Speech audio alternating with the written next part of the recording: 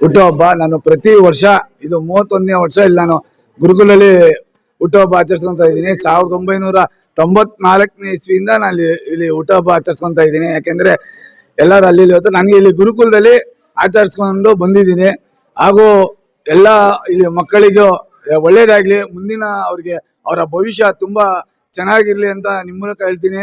ಹಾಗೂ ನಮ್ಮ ಶಾಸಕರಾದ ಎಸ್ ಟಿ ಸೋಮಶೇಖರ್ ಗೌಡ್ರು ಇನ್ನೂ 2 ಬಾರಿ ಗೆದ್ದು ಈ ಯಶವಂತಪುರದಲ್ಲಿ ಶಾಸಕರಾಗಿ ಮುಂದುವರಿಲಿ. ಯಾಕೆ ಅಂದರೆ ಯಾರು ಏನು ಹೇಳ್ಬೋದು, ಇಂಥ ಶಾಸಕರು ಮತ್ತೆ ಸಿಗಲ್ಲ.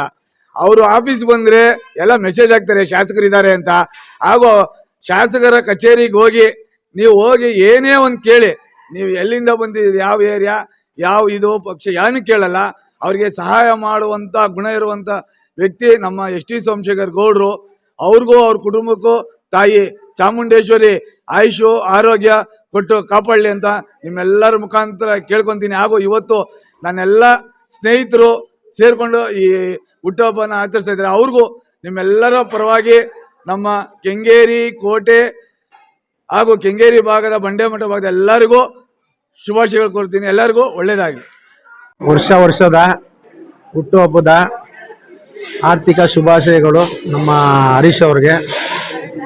ಕೆಲವು ವರ್ಷದ ಈ ಗುರುಕುಲದ ವಿದ್ಯಾಪೀಠದಲ್ಲಿ ವರ್ಷನೂ ಮಾಡ್ಕೊತಾರೆ ನಮ್ಮ ಹರೀಶ್ ಅವರು. ಅವ್ರಿಗೆ ಅಭಿನಂದನೆ ನಾನು ಸಲ್ಲಿಸ್ತೀನಿ.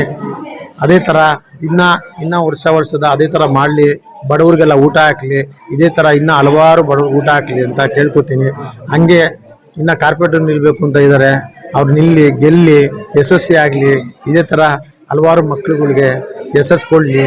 ಹಿಂಗೆ ಎಲ್ಲರಿಗೂ ಒಳ್ಳೇದಾಗಲಿ, ಅವ್ರ ಕುಟುಂಬವ್ರಿಗೆಲ್ಲ ಒಳ್ಳೇದಾಗಲಿ ಅಂತ ನಮ್ಮಲ್ಲಿ ಆಯುಷು ಆರೋಗ್ಯ ಕೊಡಲಿ ಅವ್ರಿಗೆ ಅಂತ ಕೇಳ್ಕೊಳ್ತೀನಿ.